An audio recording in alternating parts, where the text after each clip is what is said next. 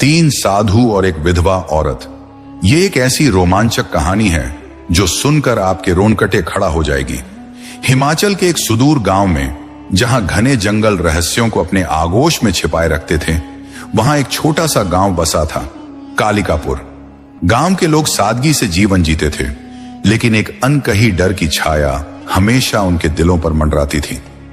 गांव के बाहर एक प्राचीन मंदिर था जो कभी भक्तों से गूंजता था, लेकिन अब वहां सन्नाटा पसरा रहता था। लोग कहते थे कि मंदिर में कोई अज्ञात शक्ति निवास करती है जो रात के समय जंगल में विचरती है। कालिकापुर में एक विधवा औरत रहती थी, सावित्री। सावित्री की उम्र लगभग 35 वर्ष थी और वह अपनी छोटी सी झोपड़ी में अकेली रहती थी। उसका पति 5 साल पहले एक रहस्यमयी तरीके से जंगल में गायब हो गया था। गांव वाले उसे दूरी बनाए रखते थे, क्योंकि कुछ का मानना था कि सावित्री के पति की गुमशुदगी के पीछे कोई शाप था। सावित्री चुपचाप अपनी जिंदगी जीती थी, लेकिन उसकी आंखों में एक गहरा दर्द और अनकहा रहस्य छिपा था। एक दिन गांव में 3 साधुओं का आगमन हुआ। ये साधु लंबे चौड़े, दाढ़ी मूंछों वाले और गेरुए वस्त्रों में लिपटे हुए थे। उनके चेहरों पर एक अजीब सी शांति थी, लेकिन उनकी आंखें कुछ और ही कहानी बयां करती थीं। गांव वालों ने उन्हें मंदिर के पास एक पुरानी धर्मशाला में ठहरने की जगह दी। साधुओं के नाम थे स्वामी अग्निवेश, स्वामी निरंजन और स्वामी विद्या। तीनों साधु दिन में मंदिर में पूजा करते और रात में जंगल की ओर चले जाते। गांव वाले उनके इस व्यवहार से हैरान थे, लेकिन कोई सवाल करने की हिम्मत नहीं जुटा पाता था। एक शाम सावित्री जंगल से लकड़ियां इकट्ठा करके लौट रही थी। सूरज डूब चुका था और जंगल में अंधेरा गहराने लगा था। तभी उसे कुछ आवाजें सुनाई दी, किसी के मंत्र पढ़ने की आवाज। वह डरते डरते उस दिशा में बढ़ी। एक छोटी सी गुफा के पास तीनों साधु बैठे थे। उनके चारों ओर एक अजीब सा प्रकाश था। सावित्री ने देखा कि स्वामी अग्निवेश के हाथ में एक प्राचीन किताब थी, जिसके पन्ने पीले पड़ चुके थे। स्वामी निरंजन एक त्रिशूल लिए हुए था और स्वामी विद्या के हाथ में एक माला थी, जिसके दाने चमक रहे थे। सावित्री ने छिपकर उनकी बातें सुनने की कोशिश की। स्वामी अग्निवेश धीमी आवाज में कह रहा था, हमें वह रत्न चाहिए जो इस जंगल में कहीं छिपा है। बिना उसके हमारा मिशन अधूरा रहेगा। स्वामी निरंजन ने जवाब दिया, लेकिन हमें सावधान रहना होगा। गांव वाले कुछ जानते हैं, खासकर वह विधवा। सावित्री का दिल जोर जोर से धड़कने लगा। वह समझ गई कि साधु उसकी बात कर रहे थे।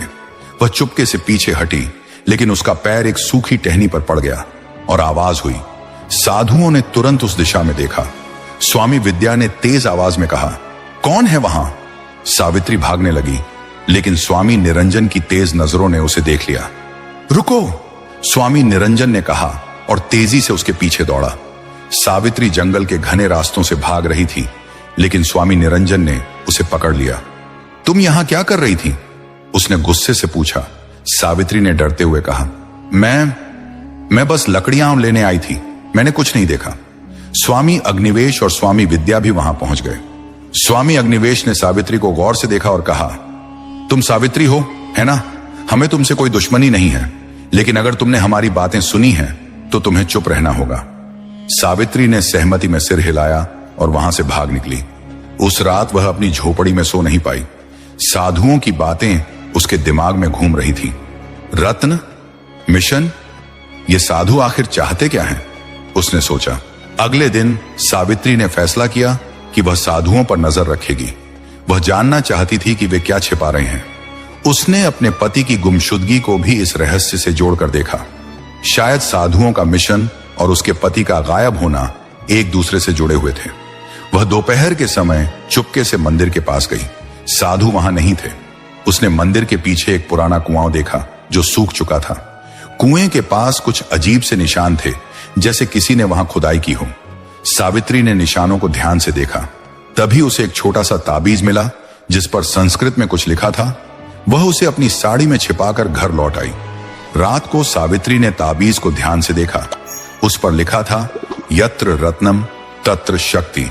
इसका अर्थ था, जहां रत्न है वहां शक्ति है। सावित्री का शक और गहरा हो गया। उसने सोचा कि यह रत्न वही है जिसकी बात साधु कर रहे थे, लेकिन यह रत्न था क्या और यह जंगल में कहां छिपा था? इसी बीच साधुओं को सावित्री पर शक होने लगा। स्वामी निरंजन ने कहा, हमें उस औरत पर नजर रखनी होगी, वह कुछ जानती है। स्वामी विद्या ने सुझाव दिया, हमें उसे अपने पक्ष में करना होगा। अगर वह हमारे खिलाफ गई तो हमारा मिशन खतरे में पड़ सकता है। सावित्री ने अगले दिन फिर से जंगल में जाने का फैसला किया। वह उस गुफा के पास पहुंची जहां उसने साधुओं को देखा था। गुफा के अंदर एक संकरी सुरंग थी जो नीचे की ओर जाती थी। सावित्री ने हिम्मत जुटाई और एक मशाल लेकर सुरंग में उतर गई। सुरंग के अंत में एक बड़ा सा कक्ष था जिसकी दीवारों पर प्राचीन चित्र बने थे। चित्रों में एक विशाल रत्न को दर्शाया गया था जो एक शिवलिंग के पास रखा था। सावित्री को समझ आ गया कि यह रत्न मंदिर से जुड़ा है, लेकिन तभी उसे पीछे से किसी के कदमों की आहट सुनाई दी। वह डर गई और एक पत्थर के पीछे छिप गई। स्वामी अग्निवेश और स्वामी विद्या गुफा में दाखिल हुए। स्वामी अग्निवेश ने कहा, हमें जल्दी करना होगा, पूर्णिमा की रात को रत्न की शक्ति अपने चरम पर होगी। सावित्री ने सुना कि साधु पूर्णिमा की रात को मंदिर में कोई अनुष्ठान करने वाले थे। वह चुपके से गुफा से निकल आई और गांव लौट गई। उसने फैसला किया कि वह गांव वालों को सच्चाई बताएगी, लेकिन उसे डर था कि कोई उसका यकीन नहीं करेगा। पूर्णिमा की रात आ गई। चांद की रोशनी में जंगल और मंदिर चमक रहे थे।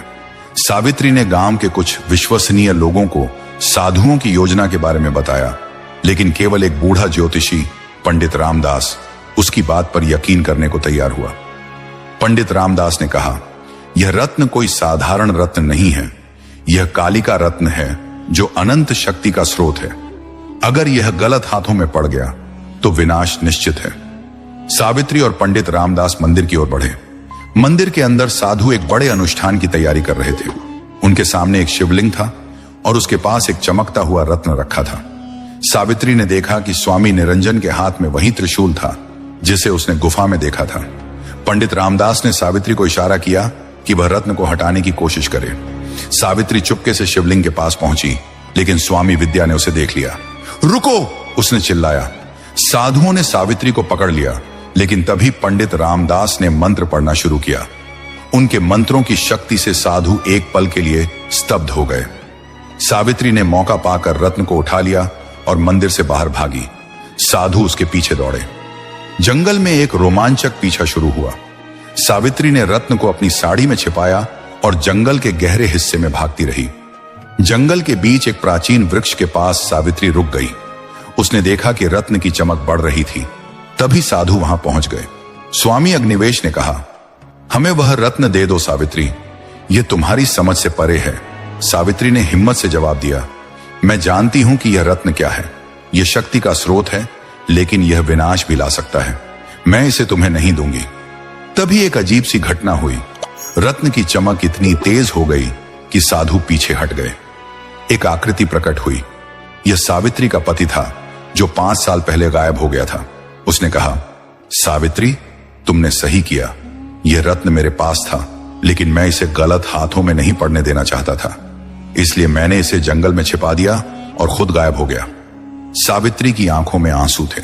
उसने रत्न को अपने पति को सौंप दिया। तभी एक तेज रोशनी हुई और रत्न गायब हो गया।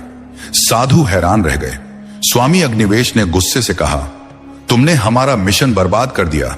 लेकिन स्वामी विद्या ने कहा, शायद यह रत्न किसी के पास नहीं होना चाहिए। सावित्री का पति उसे आखिरी बार मिला और कहा, मुझे अब जाना होगा सावित्री, तुमने साहस दिखाया। इसके बाद वह आकृति गायब हो गई। साधु गांव छोड़कर चले गए। गांव वालों ने सावित्री को एक नायिका की तरह सम्मान दिया। कालिकापुर में फिर से शांति लौट आई। सावित्री अब अकेली नहीं थी। उसके पास गांव वालों का प्यार और सम्मान था, लेकिन उसके दिल में एक सवाल हमेशा रहा, वह रत्न आखिर गया कहां? कहानी का अंत एक रहस्य के साथ हुआ जो कालिकापुर के जंगल में कहीं छिपा रहा। शायद वह रत्न फिर कभी किसी के सामने आए, या शायद वह हमेशा के लिए गायब हो गया। लेकिन सावित्री की हिम्मत और साहस की कहानी गांव में अमर हो गई।